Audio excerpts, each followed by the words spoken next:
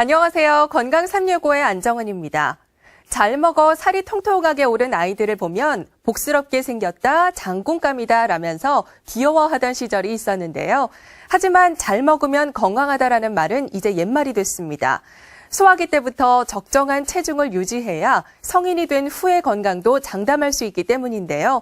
뿐만 아니라 소아 비만이 아이의 성장에도 부정적인 영향을 준다고 합니다. 우리 아이의 성장을 방해하는 소아 비만, 오늘 건강 365에서 자세히 알아봅니다.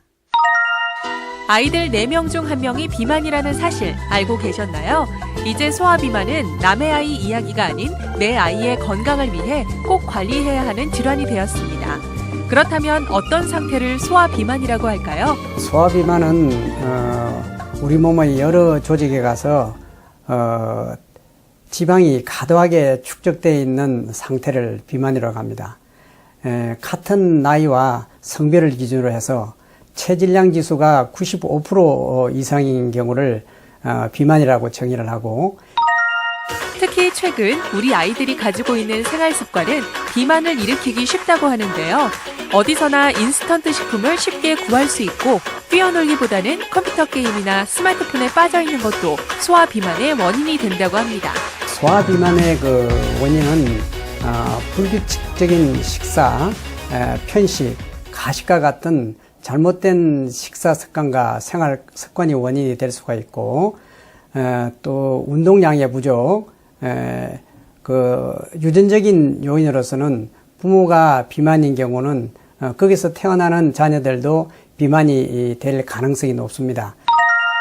성인의 비만이 고혈압, 당뇨 등 여러 질환의 원인이 되는 것처럼 소아 비만 역시 아이들의 건강에 많은 영향을 준다고 하는데요. 소아 시기에 비만이 있으면은 그 비만이 어른에까지 이어질 수 있을 가능성이 아주 상당히 높습니다. 또한 여러 가지 질병이 발생할 수가 있습니다. 고혈압이나 당뇨, 고지혈증 같은 그런 질병이 발생할 수가 있고, 사춘기가 빨리 와가지고 성조숙증이나 성장 장애가 올 수 있고, 또 외모적으로 뚱뚱하다 보니까 자신감이 없어가지고 다른 사람과 잘 어울리지를 못해서 정신적으로나 심리적으로 어떤 문제점을 가질 수도 있습니다. 3살 버릇 80까지 간다는 말처럼 어렸을 때 건강이 성인이 된 후에도 영향을 주는 것은 당연한 것. 때문에 소아기 때 비만이 되지 않도록 예방이 중요한데요. 특히 소아 비만의 예방을 위해서는 부모님의 관심과 도움이 필요합니다. 부모가 비만이 있는 경우는 거기서 태어나는 자녀들은 비만이 될 가능성이 높고, 그래서 출생 전부터 비만에 대한 예방을 하도록 해야만 되겠습니다. 출생 이후에는 편식이나 과식을 피하고 야외에서 많이 활동을 하는 것이 비만 예방에 도움이 됩니다.